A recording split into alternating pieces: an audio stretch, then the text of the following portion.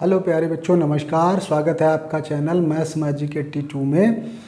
प्रश्नावली 5B के जो सवाल हम लोगों ने किए थे वो 4 नंबर सवाल जो था उसके 2 पार्ट कर पाए थे। अब तीसरा पार्ट और उससे आगे के सवाल इसमें करेंगे और बहुत इम्पॉर्टेंट एक्सरसाइज है, तो ध्यान से समझिएगा इनको। 10 और 250 के बीच 4 के कितने गुणज हैं? गुणज समझते हो, जो 4 से कटने वाली संख्याएं कितनी हैं। तो 10 के बाद कौन सी संख्या आएगी? 11। 11 तो 4 से कटेगी नहीं। फिर आएगी 12। तो इसका मतलब पहली संख्या जो 10 के बाद आएगी वो 12 होगी। फिर 4 का पाड़ा इससे बाद में पढ़िए, 4 चक्कू 16 होगा। फिर 4 पंचे 20 होगा। ऐसे ऐसे ऐसे ऐसे जाते रहेंगे। फिर 250 क्या 4 से कटता है? 4 का भाग देके देखिए, इसमें 4 छंग 24 होता है। फिर 10 बच गया तो 4 दूना 8, यानी कि अगर 2 शेष बच जाएगा, यानी कि 2 वो ना होता तो वहाँ तक कट जाएगा। मतलब 4 छंग 24 और 4 दूनी 8, ना 249 कटेगा ना 250, लेकिन 250 लेना नहीं है, 10 लेना नहीं है, क्योंकि इनके बीच का आ गया है। अगर सवाल में ये और ध्यान देना है कि 10 और 250 तक कहा जाए तो फिर ये संख्या भी देखनी है, ये भी संख्या देखनी है। अगर इनके बीच कहा जाए तो उनको छोड़ के देखना है, ये ध्यान रखना है। तो 4 के कितने गुणज हैं ये आपको पता हो गया। तो ये एक श्रेणी बन गई, समांतर श्रेणी, जिसका पहला पद कितना है? पहला पद आपका 12 है। और डी सार्वांतर कितना है? दूसरे पद से पहला पद घटाइए या तीसरे पद से दूसरा पद घटाइए, तो अभी आपको पता है कि 4 4 के अंतर पे आया था। और अंतिम पद यल या इसी को an बोलते हैं, वो कितना है आपका? 48। तो यल बराबर या an बराबर, सूत्र हम लोगों ने पढ़ा हुआ है।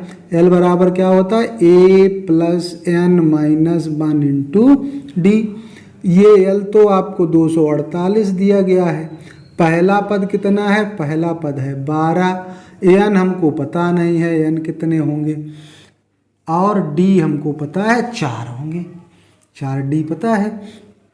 ये प्लस की संख्या इधर आएगी तो कैसी हो जाएगी? माइनस की। चलो ठीक, माइनस कर दिया। और इसमें गुणा नहीं आपको करना, ऐसे ही गुणा में लिखा रहने देना है। इसको घटा दिया तो कितना बचेगा? 236। 8 से 2 गया 6, 4 से 1 गया 3, बराबर 4n माइनस 1। अगर हम n माइनस 1 का मान पूछेंगे, यानी कि जिसका मान पूछते हैं तो उसके गुणे में कोई संख्या है वो भाग में चली जाती है, तो 236/4 हो जाएगा। 4 का पाड़ा पढ़िए, 23 से ज़्यादा ना हो। 4 पंचे 20, 3 बच गया, 6 का उतारा लिया, 36 हो गया, 4 नेम 36। तो n माइनस 1 59 आ गया। तो n बराबर कितना होगा? 59, और माइनस 1 उधर जाएगा तो प्लस 1 हो जाएगा, यानी कि 60। 4 के कितने गुणज होंगे 10 और 250 के बीच? यही आपका आंसर हो गया। कितने पद होंगे? 60। बहुत इंपॉर्टेंट सवाल है, ढंग से समझ लिया है तो लाइक कर दीजिए। चैनल को अभी तक सब्सक्राइब नहीं किया है तो सब्सक्राइब जरूर कर लीजिए भाई। चौथा सवाल का लास्ट पार्ट है हमारा। किसी समांतर श्रेणी का nवां पद ये दिया है तो श्रेणी ज्ञात करनी है। तो क्या करिए, आप पहला पद ज्ञात कीजिए। पहला पद कैसे ज्ञात होगा? n की जगह पे 1 रख दीजिए। तो पहला पद हम लोग ज्ञात कर रहे हैं, पहला पद a1। तो क्या हमने लिख दिया यहाँ पे? n की जगह पे 1 हो गया तो 1 रखिए।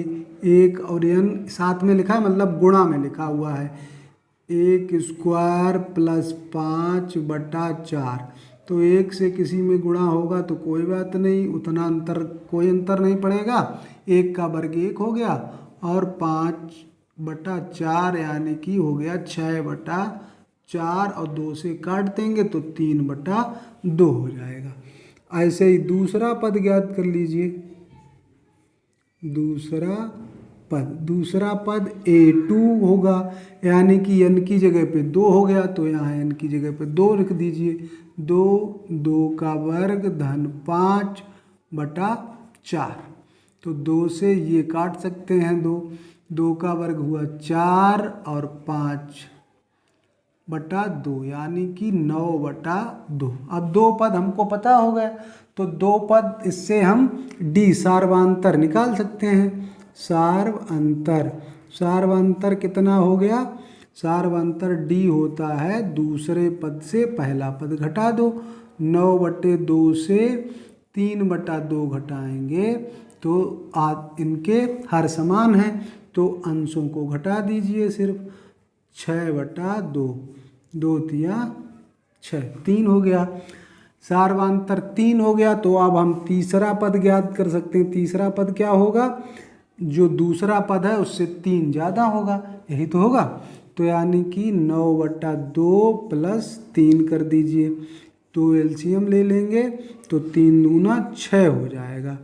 तो 9 6 15/2 हो गया।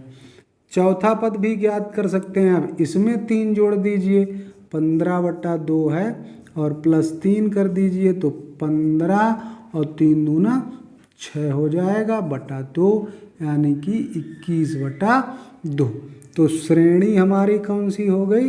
श्रेणी मतलब पहला पद 3/2 आया, फिर 9/2 आया, फिर 15/2 आया, फिर 21/2। ये हमारी श्रेणी हो गई। सवाल समझ में आया है तो वीडियो को लाइक ज़रूर कर दीजिए। चैनल को सब्सक्राइब नहीं किया है, सब्सक्राइब कर लीजिए।